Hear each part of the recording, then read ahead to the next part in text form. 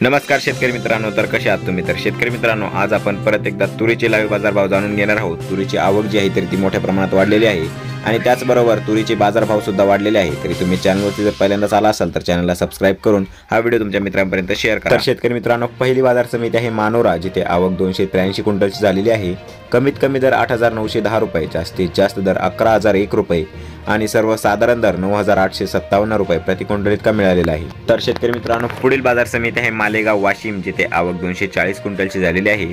कमीत कमी दर 10,200 रुपये, जास्तीत जास्त दर 10,750 रुपये आणि सर्वसाधारण दर 10,700 रुपये प्रति क्विंटल इतका मिळालेला आहे. तर शेतकरी मित्रांनो, पुढील बाजार समिती आहे हिंगोली, जिथे आवक 300 क्विंटलची झालेली आहे.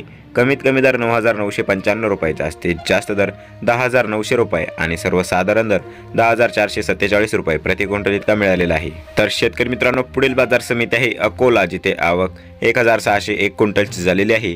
कमीत कमी दर 9,300 रुपये, जास्तीत जास्त दर 11,745 रुपये आणि सर्वसाधारण दर 10,800 रुपये प्रति क्विंटल इतका मिळालेला आहे. तर शेतकरी मित्रांनो, पुढील बाजार समिती आहे अमरावती, जिथे आवक 7,080 क्विंटलची झालेली आहे.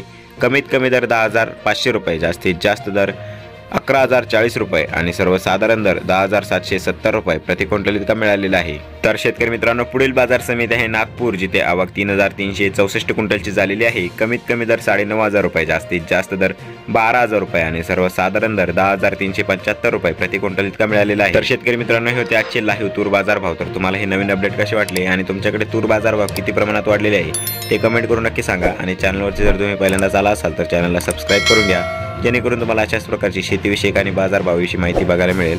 आणि हा व्हिडिओ तुमच्या मित्रांपर्यंत शेअर करा आणि व्हिडिओला जास्तीत जास्त लाईक करा. धन्यवाद.